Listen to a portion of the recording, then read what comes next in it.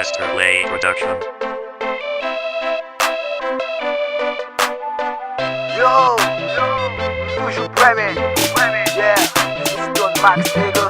Pa fè rap rapidite, le ma pra fè ke regri. Nou son ek ki diferent, nan lyrics men nou ka wè sa. Nan vibe pa ge pou mwen. Yo, Nikita, lem sou track se pli bagay. Fè kak di gade bagay. Level rap mwen augmento, pa bjom ka drop nan nivou sa. Yo, tout fè kem si depèche nan mouvment. Tout moun konen, se Don Max rap domine. Se fason le rap, nego. Tout fè ta vle kopye, fè ki yo ta vle imite. This is Don Max, nego. Mwen prè pou monte sou beat, ne pa jan vle.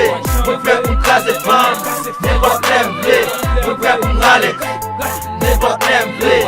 Ne pa tem vle, ne pa tem vle. Mwen prè pou monte sou beat, ne pa jan vle.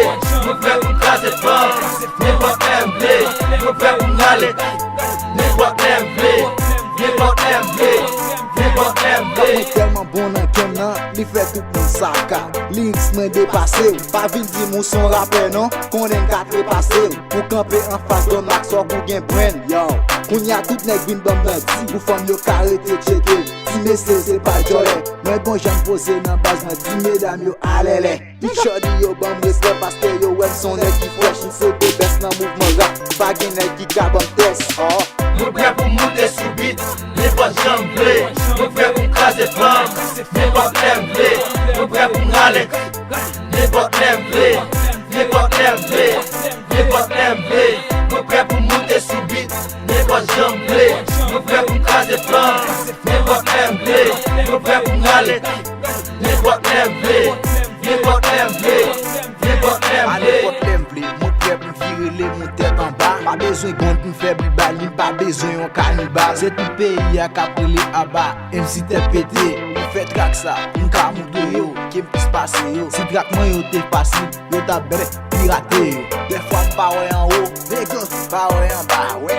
Just ralon boul pay, nega, tout vibre, kote, ide, kase yo. Mwen pou fresh, mwen trak, kase yo, hey. Mwen prè pou monte sou beat, ne pa jan vle. Mwen prè pou m'krase fam, ne pa tem vle.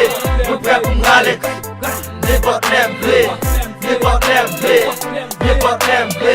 Mwen prè pou monte sou beat, ne pa jan vle. Mwen prè pou m'krase fam, ne pa tem vle.